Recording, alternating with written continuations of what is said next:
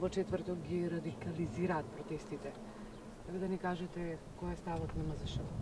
Ставот на владата и на МЗШВ повторно ќе повторам. 5 денари дополнителна субвенција како мерка ја усвои владата за килограм откупена слива, од кои што 3 денари одат кај производителите, 2 денари кај откупувачите. Во изминатиот период, во екот на одморите, бев целосно посветен на комуникацијите со работката со преработувачките капацитети, со откупувачите во Радовиш, во Струмица, во Демирхисар, во Делчево, во Свети Николе, со сите нив поединечно, се со цел да го решиме овој наметнат проблем кој што е. Токму ова е резултат на неконзистентните и на погрешни политики и криминални политики кои што биле водени во претходните 11 години. Популистички политики за селективен пристап кон давањето на субвенции без никаков договорен основ, без никакво договорно производство и план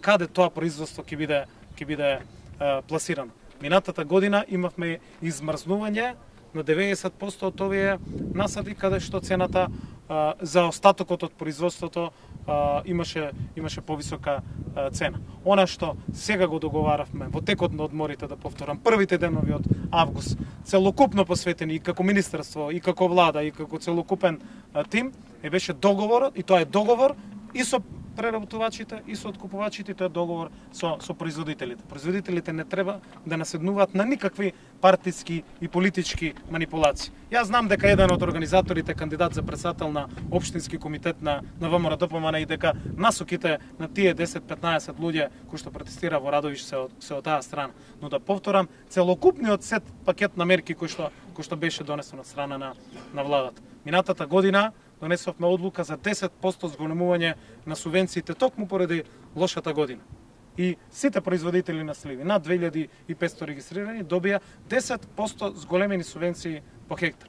Оваа година развојната категорија, сите оние кои што имаат од 1 до 5 хектари, добива 20% зголемени субвенции, заради нашата ориентација за поддршка на развојната категорија на земјоделски стопанства, како што е таа денес, како што е Гоце и Евро Лозар во Штип. И токму затоа ја праќаме таа порака за нашата ориентација. И за начинот на кој што треба да се дава поддршката и да се ориентираат самите земјоделци. Донесовме, како што кажав, директната дополнителната поддршка која што беше за сите земјоделски производи за попредадено количество преработувачки капацитети, беше 2 денари оваа година, за сите унифицирано ја изедначивме да биде 3 денари. Беше 2 денари за предадените сливи, оваа година е 3 денари. И тоа е дополнителна поддршка. Заедно со новата поддршка со која што се возможува да се искористат сите 5 денари како дополнителна поддршка, тоа е тоа што го дефиниравме како целокупен пакет на мерки во целиот овој период. Тоа беше прифатено и од производителите, тоа беше прифатено и од откупувачите. Сливата во Делчево уште не е во состојба за да биде откупувана од страна на откупувачите. И утрово разговарав дека се бара 18 шеќерни единици, меѓутоа е договорено со сите, како што беше во Радовиш и во Струмица. Тоа ќе продолжи и таму. Со владината мерка е договорено да ова производство да биде откупено и воопшто нема никаков проблем во делот на самиот откуп. Има проблем државата со овие барања кои што се од страна на една поединечна група која што е политички и партиски мотивирана, да сливите не се откупуваат, да останат несоберени, а за тоа да се плати не знам каква штета од 150.000 денари или не знам што. Владата е цврсто определена да во целиот овој период ги санираме сите последици кои што беа затекнати од криминалните и погрешни политики во претходниот период, и ние тоа докажавме да го правиме во континуитет.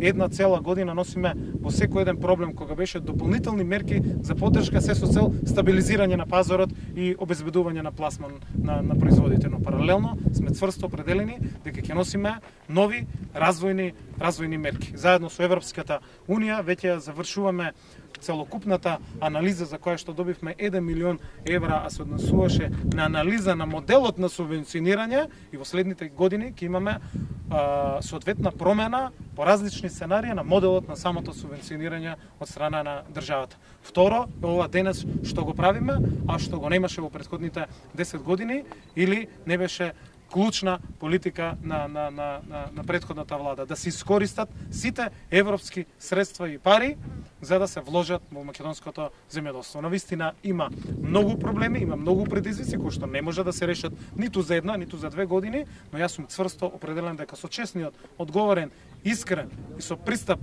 преку кој што нудиме нови развојни мерки и политики, секако дека на долг рок Македонија ќе има модерно, развиено и конкурентно земјоделство како што тоа го гледаме денеска во Лакавица во Штип. Ние во претходниот период може да потенцирам дека покрај постапките или нашите клучни ветувања кои што се дел од програмата за работа на влада, да потсетаме прва е ревизијата на земјоделско земјиште преку кое што раскинуваме постојано договори и го враќаме земјиштето во владење на државата и го даваме под концесија. Над 30.000 хектари веќе по основ на самата ревизија за непочитувањето на договорите се раскинуваат.